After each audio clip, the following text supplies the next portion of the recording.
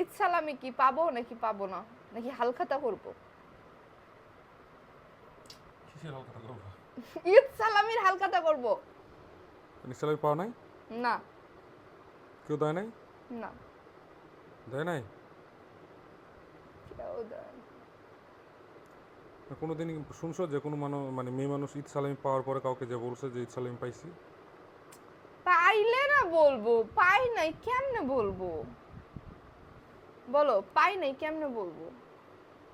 তাহলে কি কি সালামি নিতে চাও তুমি? ঈদ সালামি। আজকে কয় তারিখ?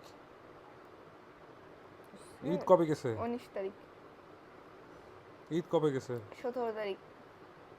ঈদের দিন পরে, ঈদের পরের দিন কোনো ঈদ সালামি হয় না। তাহলে তুমি ঈদের দিন দিলে না কেন? 4,000 দিছি, 4,000। তার মধ্যে 1000 টাকা তুমি নিয়ে নিছো। ওটা তো আমার ভাগ আছে না? তোমার মানে আমার, আমার মানে তোমার, এই ডায়লগ যদি তুমি বলতে পারো। ঠিক আছে বাবু, আমার কাজগুলো তাহলে তোমার, ঠিক আছে? ঠিক আছে। তোমার কাজগুলো আমার। ঠিক আছে। আর তোমার অফিসে কি এমন কাজ থাকে? ওই চেয়ারে বসে বসে এসির মধ্যে বসে থাকো, তাই না? আর আমার বাসায় কি এসি আছে রান্নাঘরে? বলো, আছে রান্নাঘরে এসি আছে? তাহলে ভাবো কে বেশি কষ্টে থাকে? রান্নাঘরে কি এসি লাগানো যায়? যাই তো।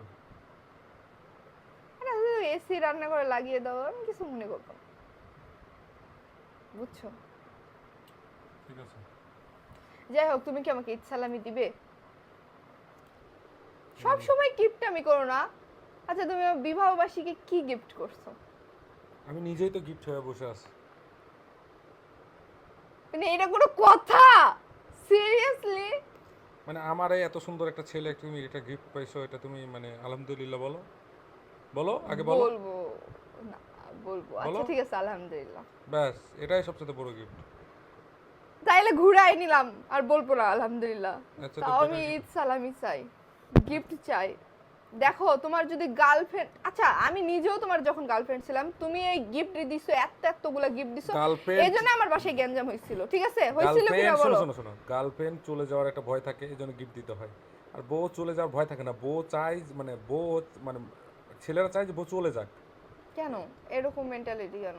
কারণ গার্লফ্রেন্ড ভালো লাগে ছেলেদের, কিন্তু বউ ভালো লাগে না। কেন বউ ভালো লাগে না? মানে এটা নিয়ম, এটা পৃথিবীর নিয়ম। কেন, বউ কি করে? ওই যে সারাদিন বকবা বকবা করে, এটা করছো কেন, ওটা করছো কেন, কোথায় যাবা, কি করবা, কেন আসো না, বাসায় আসো না, কেন আসো না, কেন তোমার তোমার মা তোমাকে, দাঁড়াও দাঁড়াও, লিসেন টু মি, তোমার মা তোমাকে বলতো না যে হচ্ছে কোথায় যাবি বাবা, বা কই যাবি, কখন আসবি, এগুলো কি তোমার মারা বলে না? তখন তো মায়েদের পুরো বলো না। দিতাম না, তো আসবো নি, ঠিক আছে, ওকে ফাইন, বাই, ঠিক আছে, ওকে আসতেছি, ওকে। আর এখন তোমারে বলে আর ঝগড়া না, করে। আমি এবার এটা একটা ক্লিয়ার করি না। মা যতই বলো কিন্তু ঝগড়া করে না। শোনো না, জীবনে না, মা বউরা হচ্ছে এরকম কানের উপর ঝগড়া দুটো করে দিয়ে না। দেয়। হ্যাঁ, ঠিক আছে, আমি একটা কথা ক্লিয়ার করি। একই জায়গায় দেখেন, মায়েরা যখন বলে যে বেটা তুই কই যাবি, কখন আসবি, ওই বন্ধুর সাথে মিশিস না, তোর ওই বন্ধু ভালো না, তখন কিন্তু মায়ের উপর যতই একটু অনেকে গরম দেখা, কিন্তু মায়ের সাথে ওইরকম তার খারাপ ব্যবহার করে না, আর না করাটাই উচিত। আর ওইরকম জোর গলায় কথা বলা উচিত না, সেটা যাই হোক, কিন্তু মা তো বলে, শাসন তো করে, তখন ওটা হয়ে যায় শাসন। ঠিক আছে, মা যখন বলে তখন ওটা শাসন হয়ে যায়। আর একই জিনিস যখন বউ করবে, তখন কি হবে? বউ আমার ফ্রিডম কেড়ে নিচ্ছে, আমার বন্ধুর সাথে আমাকে মিশতে দিতেছে না, আমাকে বাইরে গেলে জিজ্ঞাসা করে যে কোথায় যাচ্ছ, এটা আমাকে তাকে অ্যানসার করতে হয়, কখন আসবা, এটা আমাকে তখন তাকে অ্যানসার করতে হয়। হ্যাঁ, এদিকে কি আছে? কিছু না, আমি মাঝে মধ্যে তাকাই। তো যাই হোক, হচ্ছে কি বলতেছিলাম, ও হ্যাঁ, এটা হচ্ছে তখন মানে কোশ্চেন করলে তখন হয় কি, তার কাছে তার ফ্রিডম কেড়ে নিচ্ছে।